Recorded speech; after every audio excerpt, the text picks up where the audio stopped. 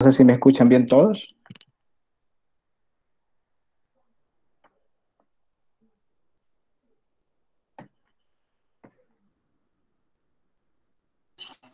Buenas tardes. Sí, y te aviso que ya estoy grabando. Bueno, vamos a comenzar. Tengan todos muy buenas tardes. Primero que nada, espero que se encuentren bien en sus casas, junto a su familia y que pronto vamos a superar esta difícil situación. Mientras tanto, eh, tenemos el deber de aprovechar el tiempo, ¿verdad? Para aprender o reforzar temas que tengamos deficientes, ya sea en todos los años, y que la verdad, agradecer también a nuestro compañero Benjamín y a los demás porque han dado sus temas, se han esforzado por explicar de buena forma a los demás años y así enseñando es como se aprende mucho también. Así que en esta ocasión vamos a hablar un poco sobre los trastornos de la hemostasia, específicamente los trastornos hemorrágicos. Estos son, considero que son unos temas bastante interesantes porque en los turnos más que todo que llevamos en el área clínica nos ponen o vamos a traer boletas de exámenes de tiempos de coagulación y todo eso, entonces al principio uno no sabe de dónde salen esas pruebas o cómo se interpretan. Entonces en esta ocasión les voy a tratar de explicar un poquito acerca de cómo se originan esas pruebas, qué es lo que miden y tener una pequeña interpretación sobre las alteraciones de esos valores. Entonces vamos a comenzar. Vaya, para dar un poco de contexto y un dato curioso, las primeras alusiones a enfermedades hemorrágicas, en este caso la hemofilia, se dieron en el año 1700, en donde los rabinos al circuncidar a los niños, observaban que presentaban hemorragias difusas. Entonces, dedujeron que cuando estos niños tenían hermanos mayores que tenían algún defecto hemorrágico, la circuncisión ya no se practicaba. Ya para 1800, un doctor estadounidense llamado Otto empezó a estudiar sobre el origen de esta enfermedad, cómo se hereda, y ya para 1803 descubrieron cómo se hereda y que está ligada al cromosoma X. Para empezar el tema, necesitamos conocer unos conceptos básicos. Entre ellos tenemos la hemostasia, que deriva de la raíz griega hema o hematos, sangre, definición, abarca la prevención de las pérdidas sanguíneas, así como también un conjunto de reacciones orquestadas, interrelacionadas, que conducen a la agregación plaquetaria, así como también su activación de los demás factores de la coagulación que trabajan en conjunto para producir un sellado vascular duradero. Cabe destacar que la hemostasia no solamente abarca el producto final, que es la formación del coágulo, sino también todos los mecanismos contrarreguladores que evitan que se formen coágulos donde no deberían, que también eso es hasta patológico. Para entender la fisiología de la hemostasia es necesario conocer la base, ¿verdad? Lo que vimos anteriormente, para poder así conocer la normalidad y luego lo patológico. Entonces, para ello vamos a dar inicio a las fases que posee la hemostasia. En un inicio tenemos la vasoconstricción arteriolar, que va a consistir en la reducción de la luz del vaso sanguíneo para evitar que el flujo sanguíneo sea demasiado. Esto está controlado ya sea por una vasoconstricción refleja neurogénica. De igual manera, se ve reforzado por la secreción de endotelina, que se secreta aquí en el endotelio. Entonces, ese efecto de la endotelina refuerza el efecto vasoconstrictor neurogénico del vaso sanguíneo. Entonces, la finalidad es reducir el flujo sanguíneo para evitar pérdidas de sangre. Entonces, tiene dos características, que es local, es decir, se limita solamente a la lesión del vaso sanguíneo en el sector lesionado, es temporal, que solamente está la vasoconstricción hasta la formación del coágulo permanente. Solo hasta ese momento existe la vasoconstricción. Ya después de ello, desaparece la vasoconstricción por diferentes mediadores como prostraciclinas, entre otros. Ahora, la segunda fase tenemos la hemostasia primaria. El objetivo final de esta fase es la formación del tapón plaquetario. Entre ellos tenemos diversos procesos, como es la adhesión, la activación, reclutamiento de plaquetas, así como liberación de gránulos. Entonces, vamos a empezar. La adhesión plaquetaria se va a dar cuando la lesión expone, como tenemos aquí, el factor de von Willebrand, el BWF. Entonces, ese en condiciones normales no está expuesto, es decir, en un endotelio sano y que no se encuentra lesionado, el factor de von Willebrand se encuentra oculto debajo del endotelio, pero cuando existe una lesión, este factor, esto se lo voy a explicar posteriormente con receptores. También, media vez unido la adhesión, es decir, la plaqueta al factor de von Willebrand, la plaqueta experimenta una serie de cambios morfológicos, que ya deja de ser una estructura circular y plana, sino que tiende a ser en forma de erizo de mar, en forma con espículas que aumenta la superficie de contacto para poder adherirse a otras plaquetas. Cuando ya está adherida al endotelio, se liberan una serie de gránulos, como es el ADP, el tromboxano A2, es el TXA2. Entonces, las funciones de esto es activar más plaquetas, así como también inducir el cambio morfológico de estas mismas, y cuya finalidad va a tener el reclutamiento de más plaquetas y por finalidad también la agregación de un tapón plaquetario. Entonces, para conocer ese proceso también es necesario conocer un poco de las plaquetas. Las plaquetas se originan de los megacariocitos, que son fragmentos citoplasmáticos del mismo megacariocito que se origina en la médula ósea. Entonces, si se fijan, aquí tenemos las plaquetas, son redondeadas, aplanadas, normalmente tienen glicoproteínas que en condiciones normales y en un endotelio sano, estas no van a reaccionar, pero cuando se exponen al factor de von Willebrand o alguna lesión del endotelio, estos se van a activar y van a formar estas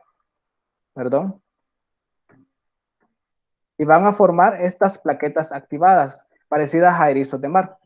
Su función es activar más plaquetas, secretar más gránulos, así como unirse a otras plaquetas. Ahora bien, como les explicaba anteriormente, en la hemostasia primaria existen dos procesos de suma importancia. Entre ellos tenemos la adhesión plaquetaria y la agregación. La adhesión se da cuando la plaqueta se une mediante el GP1B que tenemos acá, el GP1B, que es una glicoproteína. Entonces, a eso se le va a llamar adhesión. Posteriormente, tenemos que también se necesitan que las plaquetas se unan a otras plaquetas. Entonces, a ese proceso se le va a llamar agregación. Y esta se va a dar debido a la unión del complejo GP2B3A, que se encuentra en la superficie plaquetaria, se va a unir a otra plaqueta mediante polímeros de fibrinosa primaria. La ausencia de algunas glicoproteínas, el factor de von Willebrand, va a producir una serie de enfermedades que lo vamos a explicar posteriormente. Ahora vamos a la hemostasia secundaria. Para esto también la lesión del endotelio va a exponer el factor tisular. Media vez expuesto el factor tisular, se van a activar una serie de factores de la coagulación que van a dar como producto final la formación de la fibrina para un coágulo permanente. Entonces, media vez está expuesto el factor tisular, vamos a tener que se une a los diferentes factores de la coagulación, así como también el mismo factor tisular va a exponer que las plaquetas expongan los fosfolípidos que tienen carga negativa. Esta carga negativa de la superficie plaquetaria es fundamental, ya que permite que los factores de la coagulación se unan a ella y se activen posteriormente otros factores. Entonces, como producto final tenemos la activación de la trombina en la final de la cascada de la coagulación, que la trombina va a venir a formar fibrina a partir del fibrinógeno. Entonces la fibrina va a formar polímeros que van a formar una red más permanente del coágulo. Ahora aquí tenemos la cascada de la coagulación. Ya muchos lo conocemos y creo que lo hemos visto la mayoría en fisiología y se sigue viendo en el resto de materias. Por ejemplo, aquí tenemos la ejemplificación de lo que les explicaba de la unión del fosfolípido con los factores de la coagulación. Supongamos que estas líneas azules y estas bolitas son los fosfolípidos que se encuentran en la superficie plaquetaria. Entonces, la activación plaquetaria también va a incluir este proceso, va a exponer los fosfolípidos negativos. Entonces, el factor de la coagulación, calcio, que funciona como un dipolo de la unión de esta carga negativa del fosfolípido de la membrana plaquetaria y también del factor de la coagulación, que también tiene una carga negativa. Entonces, es así como funciona la unión de los factores de la coagulación a la superficie plaquetaria. Ahora bien, como sabemos, la cascada de la coagulación tiene dos vías. La vía extrínseca, que inicia con el factor 12 por contacto con colágeno o endotelio dañado. Entonces, si se fijan, hace uso de calcio en todos los procesos. El factor 12 viene, activa el factor 11, posteriormente el factor 11 activado con el uso de calcio, activa el factor 9, y el factor 9 junto con el cofactor 8, que también se ve activado por trombina, reaccionan para activar el factor 10. Nos quedamos acá. Ahora vamos a la vía extrínseca. Cuando hay una lesión, el factor tisular expuesto reacciona con el factor 7. Entonces lo activa para activar el factor 10. Entonces también nos quedamos aquí. Si se fijan, tienen el común denominador, es el factor 10. Entonces aquí donde inicia la famosa vía común.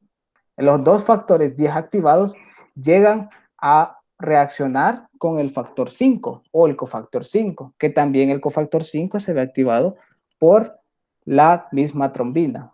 Entonces reacciona para escindir la protrombina y generar trombina, que es el proceso final de la coagulación. Posteriormente tenemos que la trombina también forma, a partir del fibrinógeno, que se produce en el hígado, por cierto, monómeros de fibrina. Estos monómeros son pequeñas bolitas que se van uniendo unas con otras hasta que forman un sello o un polímero que es prácticamente soluble.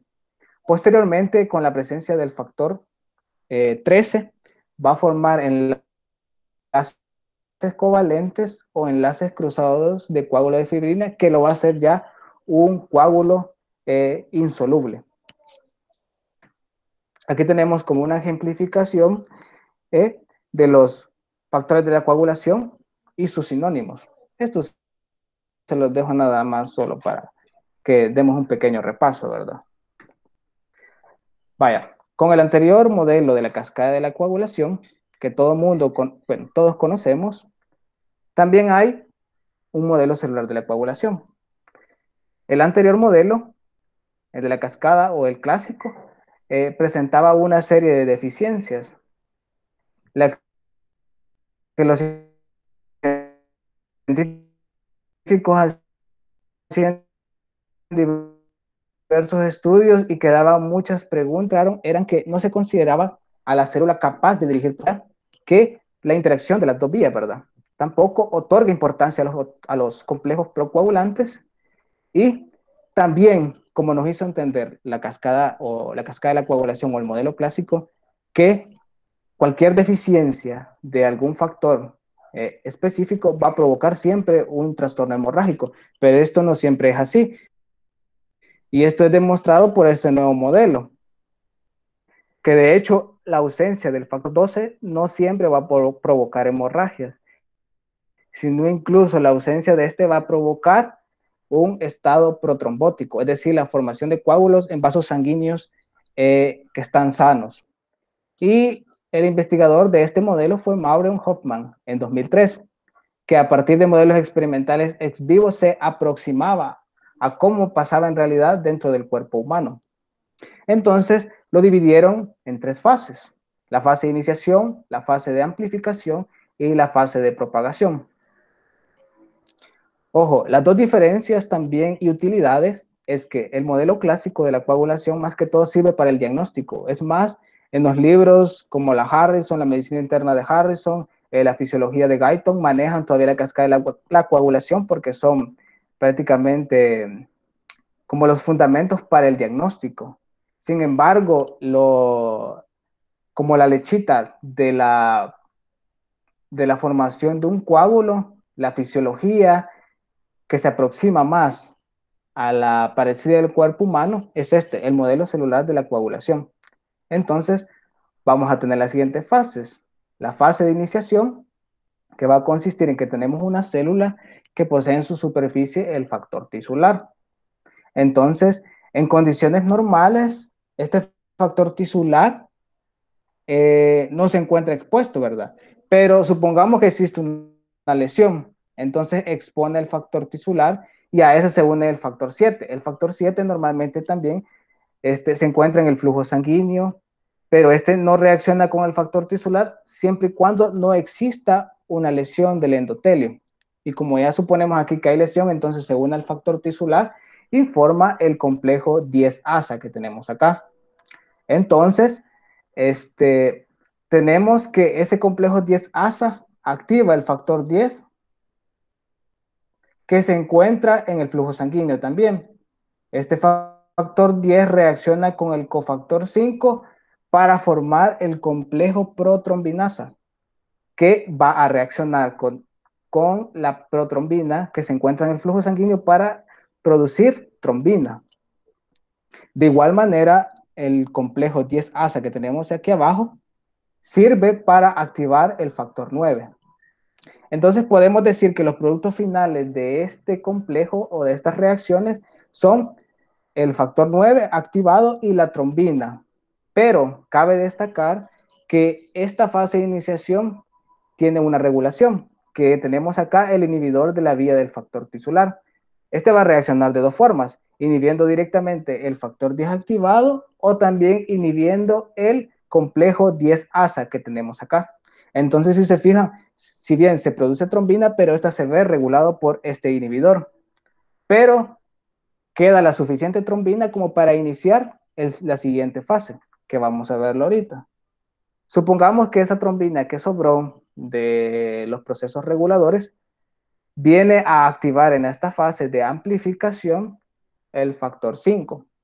También este modelo explica que el factor 8 y el factor de von Willebrand se encuentran en el flujo sanguíneo, pero en presencia de trombina estos se separan. Entonces viene este factor de von Willebrand a irse a la hemostasia primaria, que ya lo explicamos, que se une a las plaquetas para adherirse. Posteriormente también activa el factor 11, factor 13 y también activa a las plaquetas. Ahora cabe destacar que aquí tenemos en el centro la plaqueta activada. Ya sabemos aquí y suponemos que aquí se encuentran los fosfolípidos en su superficie ya negativos, hay presencia de calcio, ya se formó esa morfología, ¿verdad? De erizo de mar. Aquí tenemos las espículas.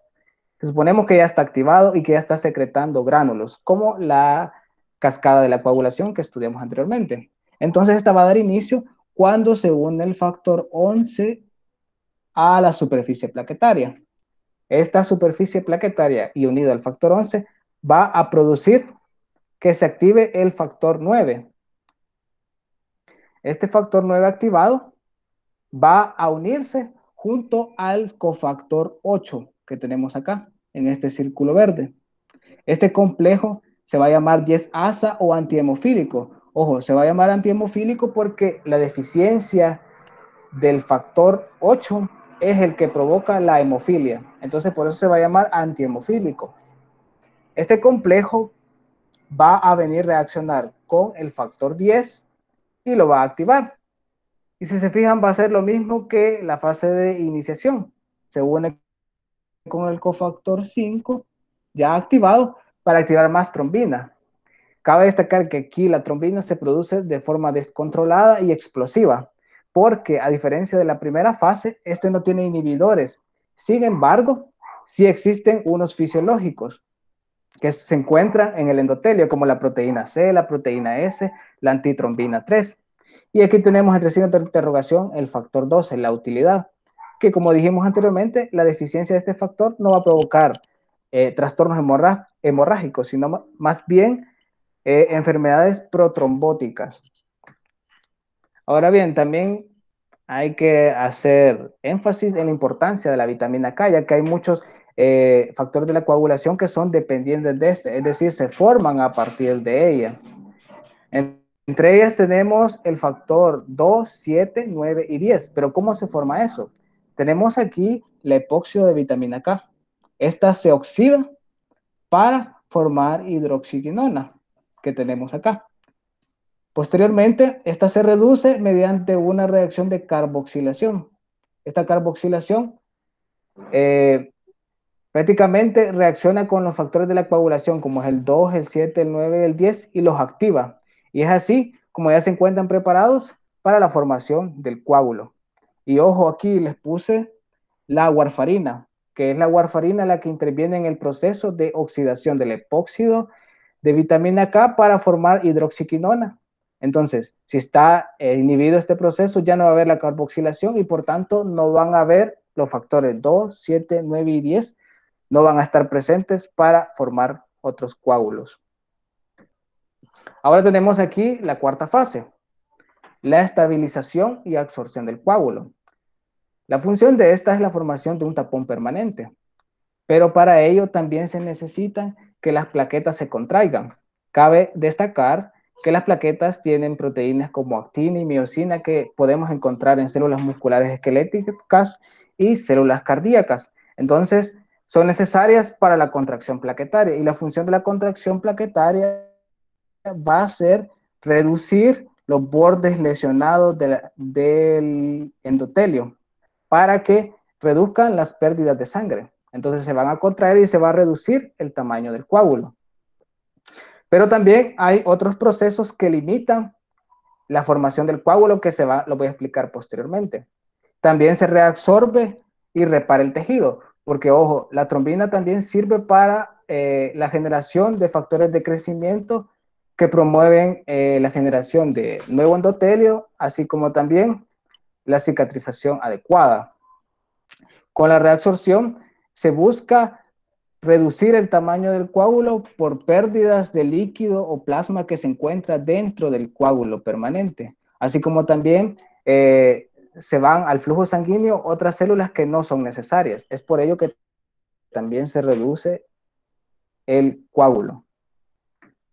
Entonces, como les explicaba anteriormente, tenemos los factores que limitan la coagulación. La hemostasia no solamente tiene por finalidad la formación del coágulo, no, sino también regular la formación de esa. Y para ello se vale de los siguientes mecanismos.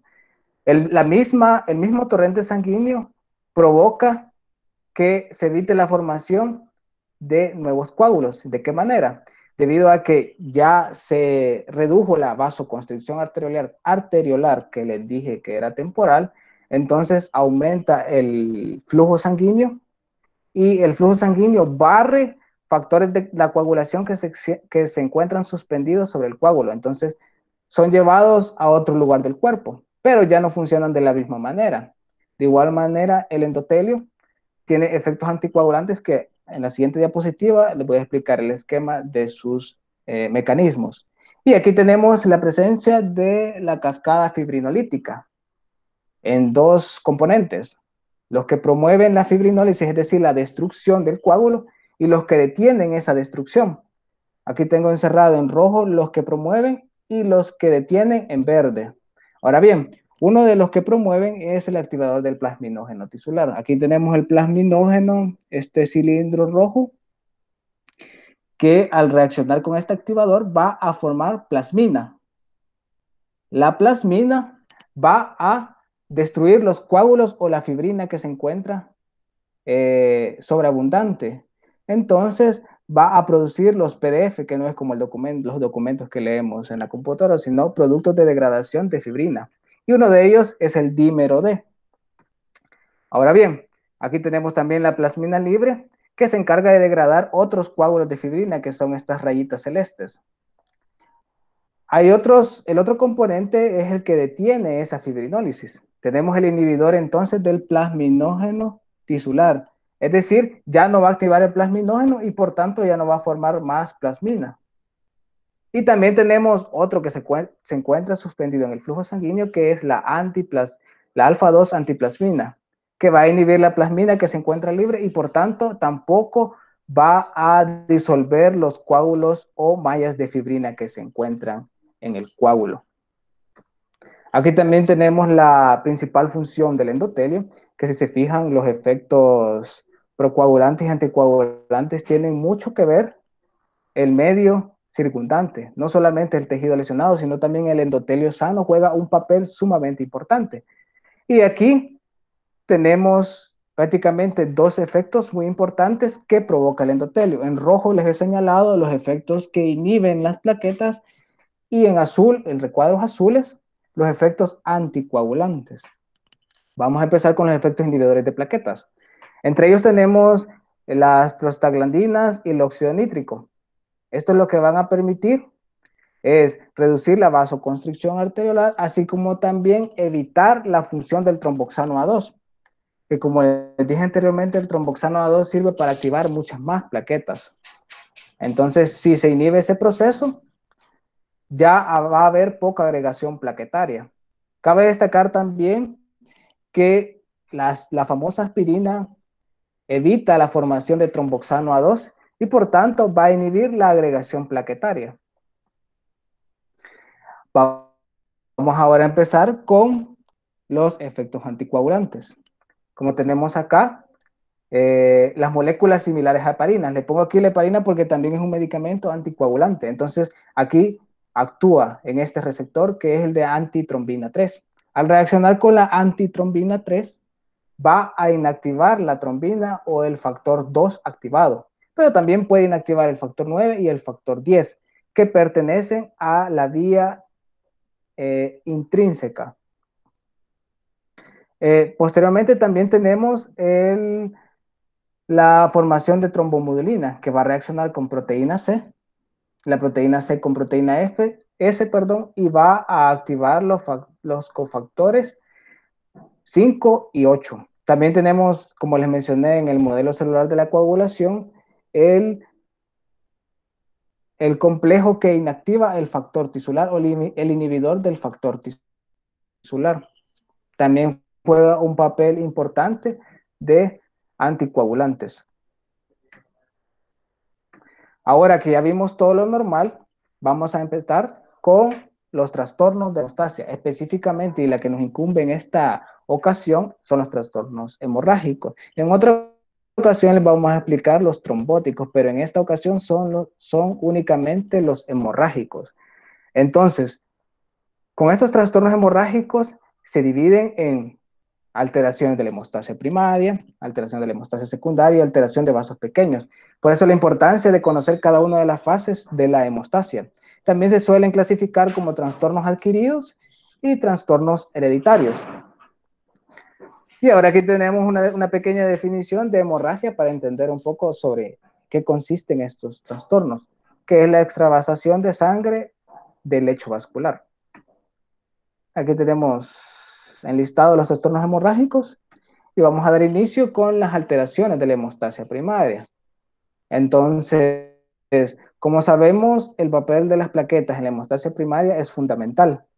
Entonces, para ello, las alteraciones se van a ver manifestadas de acuerdo no solamente a la cantidad de plaquetas, es decir, si hay deficiencia, voy a presentar también un trastorno hemorrágico. No solamente eso, sino también la funcionalidad de estas plaquetas, es decir, un defecto cualitativo de ellas, o sea, un defecto funcional. Entonces, tienen que ir de la mano esos dos procesos o componentes de las plaquetas. Un recuento plaquetario bajo es menor a 150.000. El valor normal anda entre 150.000 a 450.000 plaquetas por microlitro. También aquí un ejemplo es la enfermedad de von Willebrand, que es la deficiencia de este factor, esto verde que se encuentra aquí, como les dije anteriormente, la deficiencia de ese factor que va a permitir la adhesión plaquetaria, se va a llamar enfermedad de von Willebrand. Así como también hay otros déficits de otros elementos. Tenemos la glicoproteína GP1B, también tenemos el complejo 2B3A que se ve deficiente. Entonces, a este le vamos a llamar trombastenia Glassman y al del GP1B le vamos a llamar síndrome de Bernard-Soulier. Por eso la importancia de entender los esquemas, porque de acuerdo a esto y a dónde afecta la patología, así como afecta la patología, vamos a poder identificar qué elementos se ven alterados y sus posteriores manifestaciones en exámenes de laboratorio o manifestaciones clínicas. Una de las manifestaciones clínicas de este tipo de alteraciones de hemostasia primaria, tenemos las petequias, que son lesiones prácticamente que tienen un tamaño entre 1 a 2 milímetros. También tenemos púrpuras, que son lesiones dermatológicas que tienen tamaños mayores a 3 milímetros, y una de las complicaciones muy graves de estas enfermedades o estas alteraciones son hemorragias intracerebrales, que tienen un desenlace fatal, la mayoría de los casos. Ahora bien, algo que nos interesa bastante, quizás de esta temática, son las pruebas diagnósticas para poder identificar tales alteraciones. Como les dije, el componente cuantitativo y cualitativo de las plaquetas es de suma importancia y se deben llevar de la mano. Entonces, aquí si se fijan, no solamente importa la cantidad, sino también la calidad de las plaquetas. Los valores normales son 150.000 a 450.000 y debajo de 150.000 se le llama plaquetopenia, como les expliqué anteriormente. Y también tenemos el tiempo de hemorragia con el método de IBI, que va a consistir en, vamos a hacer uso del esfingomanómetro a 40 milímetros de mercurio por cierto tiempo, y posteriormente vamos a hacer unas incisiones en el borde anterior del antebrazo, que generalmente van a tener una longitud de 1 centímetro y una profundidad de 1 milímetro. Entonces, con un papel filtro se va a limpiar cada 30 segundos y se va a verificar la hemorragia presente. El proceso normal que tarda en reducir la hemorragia provocada son valores o duración menores a 8 minutos. Otra literatura dice entre 4 a 7 minutos. Y este proceso, que si bien casi ya no se utiliza, tiene una serie de contraindicaciones, como es plaquetas abajo de 50.000, porque puede provocar una hemorragia difusa. También tenemos otras pruebas como la PFA100, que consiste en la unión de la plaqueta con el factor de von Willebrand. Y también la cuantificación y el componente cualitativo del factor de von Willebrand, que si se encuentra deficiente o alterado, me va a provocar la enfermedad de von Willebrand. Ahora tenemos las alteraciones de la hemostasia secundaria. Aquí, como les dije, la cascada de coagulación nos va a servir nada más como diagnóstica. Entonces, aquí se van a ver manifestaciones por deficiencia o ausencia de ciertos factores de la coagulación, como tenemos la hemofilia A ligada al cromosoma X, que va a haber deficiencia del factor 8, que es de vital importancia en la vía intrínseca, como tienen acá. También tenemos el factor, la hemofilia B, que es deficiencia del factor 9, que también pertenece a la vía intrínseca. También tenemos la coagulación intravascular diseminada, que posteriormente le voy a explicar un poco sobre la fisiopatología de esta, que son ejemplos de alteraciones de hemostasia secundaria. También tenemos deficiencias de vitamina K, que va a provocar alteraciones en los factores dependientes de vitamina K, como es el 2, 7, 9 y 10. También tenemos problemas hepáticos, enfermedades hepáticas, que va a provocar manifestaciones funcionales como deficiencia de la producción de fibrinógeno, protrombina y también los mismos factores que son, que son dependientes de vitamina K. Alteración del fibrinógeno, como les mencioné, por alguna enfermedad hepática, y también el consumo de warfarina y heparina, que como explicamos, la heparina reacciona con la antitrombina 3 y la warfarina interviene en la formación de hidroxiquinona en el metabolismo de la vitamina K. Entonces, podemos explicar que la warfarina actúa más que todo en la vía extrínseca, porque por la producción de factores de coagulación dependientes de vitamina K. Y la heparina más que todo con la vía común porque inhibe directamente a la trombina o protrombina.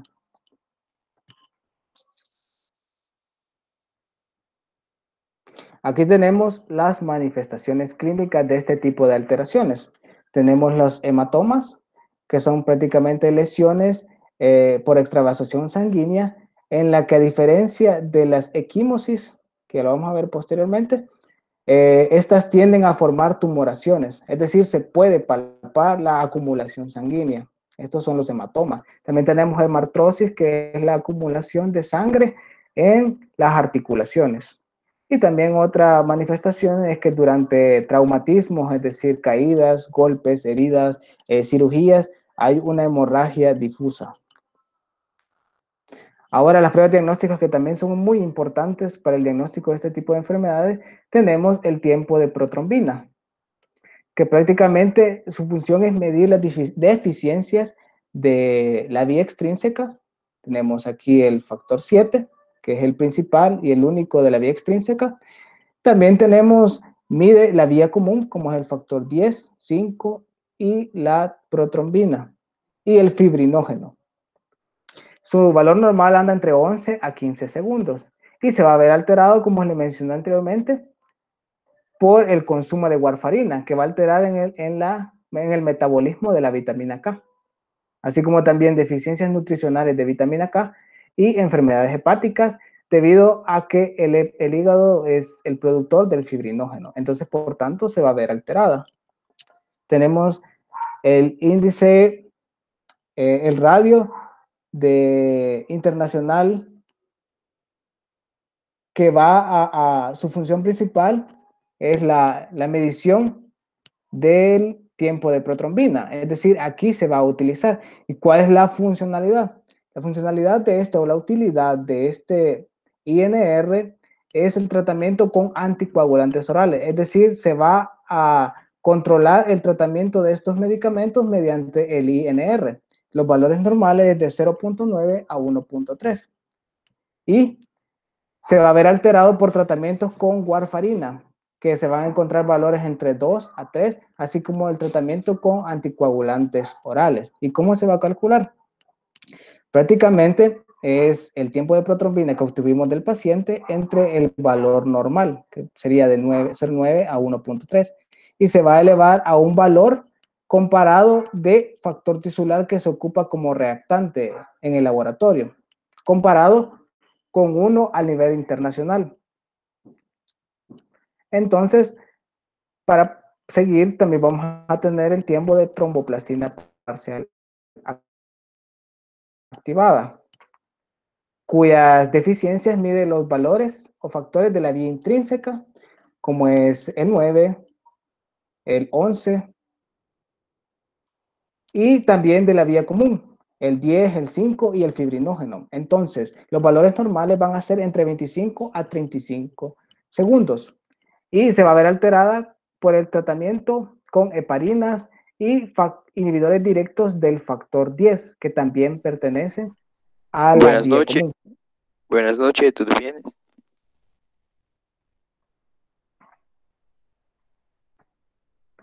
Ahora, el tiempo de trombina va a ser prácticamente para medir la formación o los pasos finales de la coagulación. Es decir, que a partir de la trombina se va a formar fibrina con el fibrinógeno. Entonces el tiempo de trombina va a estar influenciado por la concentración de fibrinógeno que se encuentra para formar coágulos. Los valores normales tenemos de 18 a 25 segundos y se va a ver prolongado este tiempo cuando existen defectos tanto cuantitativos como cualitativos del fibrinógeno. También el consumo de heparina y los productos de degradación de fibrina. Entonces, vamos a tener también el fibrinógeno que vamos a cuantificar con esta prueba las concentraciones plasmáticas, es decir, el componente cualitativo del fibrinógeno. Las concentraciones normales andan entre 2.3 a 4.96 gramos por litro. Y se le va a llamar a la deficiencia o baja concentración de fibrinógeno hipofibrinogénemia. Y también va a estar disminuido en coagulación intravascular diseminada, disminución en la síntesis hepática de fibrinógeno. Entonces, prácticamente este componente es el cuantitativo. En el tiempo de trombina también se puede medir indirectamente tanto los defectos cuantitativos como cualitativos. Y el dímero D, que es un ejemplo prácticamente de los productos de degradación de fibrina. Entonces, estos se van a ver aumentados o van a ver alterados en la coagulación intravascular diseminada en traumas o tumores. Es decir, en condiciones donde se estén degradando de forma patológica o anormal los coágulos. Entonces, es ahí donde va a aparecer aumentado el dímero D. Entonces, como les venía, bueno, concatenando el ejemplo de la coagulación intravascular diseminada, aquí un poco de la fisiopatología. Esta enfermedad va a estar provocada por condiciones como septicemia, infecciones generalizadas, que va a provocar un ambiente proinflamatorio en nuestro sistema. Entonces, esa condición proinflamatoria va a provocar una generación descontrolada de trombina. Por tanto, si tenemos una cantidad desmesurada de trombina, lo que va a venir a provocar es una mayor cantidad de formación de fibrina a partir de fibrinógeno. Entonces, todo ese proceso de producción descontrolada de trombina también va a venir a formar coágulos en vasos sanguíneos que no debería. Esa formación descontrolada también de coágulos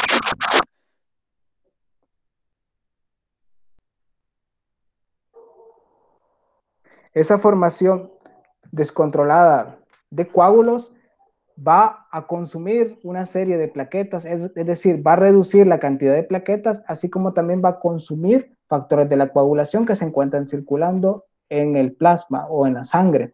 Entonces, este consumo exagerado va a reducir la coagulación y también las plaquetas, que va a venir a manifestarse en una hemorragia difusa. Por otra parte, en un inicio esta enfermedad, por la producción descontrolada de trombina que me va a venir a provocar fibrina, se va a depositar, esta fibrina aumentada o esta fibrina que se aumenta de forma patológica va a venir a depositarse en vasos sanguíneos, es decir, en vasos que no están lesionados. Esa acumulación va a tapar la circulación sanguínea de ciertos órganos y va a provocarme una falla a múltiples órganos. De igual manera, como el flujo sanguíneo se ve alterado por la presencia de coágulos, va a alterar la forma de los eritrocitos. Entonces, en primera instancia, este depósito descontrolado de fibrina en la microcirculación, como está prácticamente descontrolada, los mecanismos contrarreguladores como la vía fibrinolítica o los efectos anticoagulantes del endotelio no pueden ejercer ni siquiera un efecto, pero posteriormente, a medida avanza la enfermedad, sí lo hacen con la fibrinólisis secundaria. Esta fibrinólisis o hiperfibrinólisis va a estar aumentada los efectos tanto de la vía fibrinolítica como de los efectos anticoagulantes del endotelio. Entonces esos efectos anticoagulantes me van a venir a deshacer o disolver los coágulos o la mayor cantidad de coágulos que ya estaban formados, manifestándose también en una hemorragia difusa. Como existe una hiperfibrinólisis, quiere decir que se van a formar productos de degradación de fibrina, por tanto el dímero D va a estar aumentado. Por la presencia de citocinas inflamatorias también va a haber una permeabilidad vascular, que va a haber salida de líquido intravascular. Entonces, como ejemplo de cómo lo vamos a encontrar estos resultados o esta enfermedad en pruebas de laboratorio, es que como se consumen plaquetas, obviamente van a estar disminuidas. Si se consumen factores de la coagulación de ambas vías, tanto el tiempo de protrombina como el tiempo de tromboplastina parcial activado van a estar aumentadas.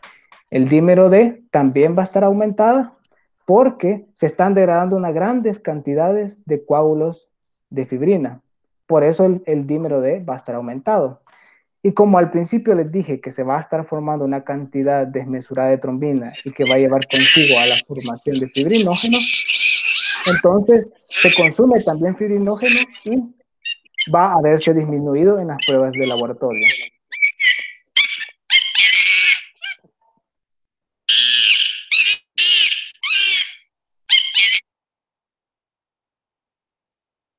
Perdón, ¿pueden silenciar por favor el micrófono?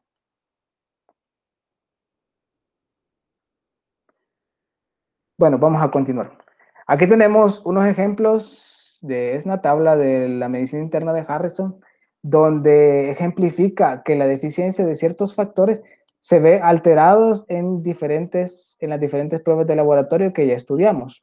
Va, por ejemplo, el fibrinógeno, que es medida tanto por el tiempo de tromboplastina parcial activado. Tenemos el tiempo de tromboplastina parcial activado, el tiempo de protrombina y el tiempo de trombina.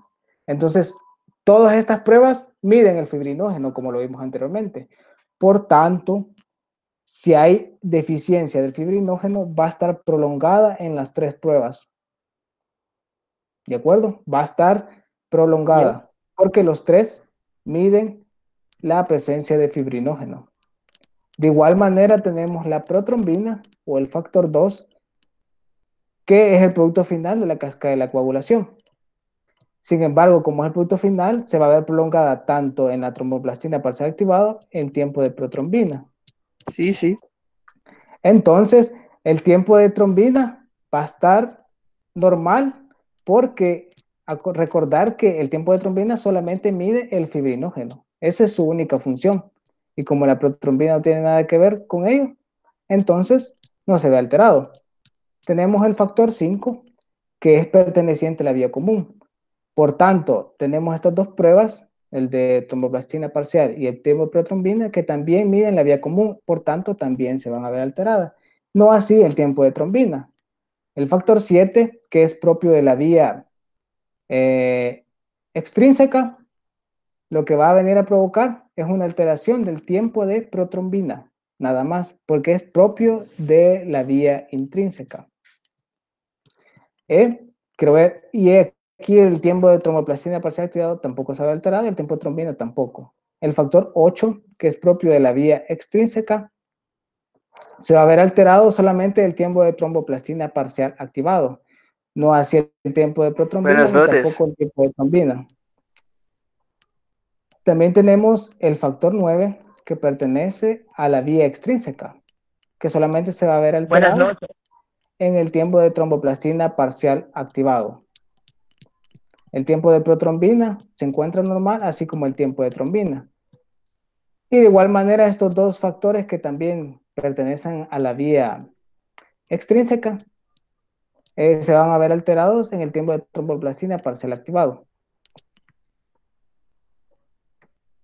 Y aquí tenemos, por último, las alteraciones ya no de la hemostasia secundaria ni de la primaria, sino que una alteración generalizada de los vasos pequeños. Quiere decir que va a haber una mayor predisposición a roturas de los vasos sanguíneos o una mayor fragilidad. Entre ellos tenemos vasculitis, que es inflamación del endotelio. También tenemos trastornos hereditarios del tejido conectivo, como tenemos de ejemplo el síndrome de Marfan, la enfermedad de Ehlers-Danlos, que va a provocar una deficiencia en la formación de colágeno. También el escorbuto por deficiencia de vitamina C. La vitamina C es de vital importancia para la formación de colágeno.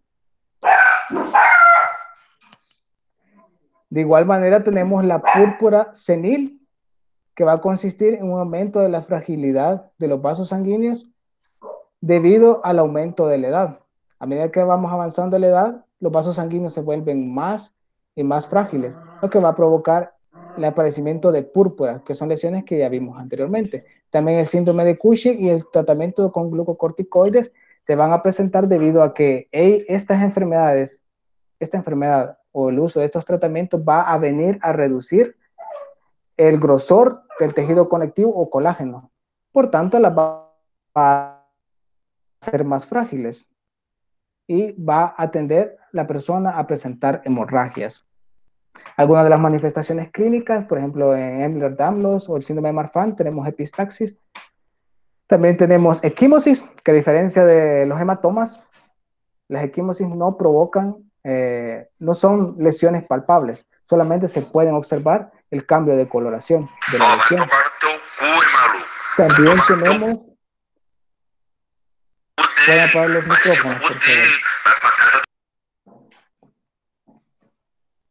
Vaya, tenemos aquí la púrpura de Henoch-Schönlein, que tenemos la formación de lesiones purpúricas, como pueden observarlas acá, y aquí tenemos un ejemplo de púrpura senil, que como les dije, se va a presentar debido a la fragilidad vascular a medida que aumenta la edad. Y aquí un pequeño caso clínico acerca de lo que hemos visto, ¿verdad? La integración un poco de la temática y las alteraciones que hemos abordado. Un niño de 6 años que llega a consulta externa al Hospital Bloom con inflamación de ambas rodillas, que le dificulta la marcha y a la palpación también presenta dolor. Manifiestan los padres que le han salido unos moretones en el muslo derecho. Al examen físico también se descartó que había petequias. Además, la madre refiere que tiene sobrinos varones que también presentan moretones y epistaxis de forma constante. También los padres refieren que no toma ningún medicamento por el momento. Entonces, las pruebas de laboratorio son estas. Tenemos un tiempo de tromoplastina parcial activado elevado. Tenemos un tiempo de protrombina normal. Tenemos las plaquetas normales y un factor 8 bajo. Entonces, no sé si alguien me podría decir a qué enfermedad lo podrían asociar de las que están aquí abajo o qué condición patológica podría darme tal condición que presenta este niño.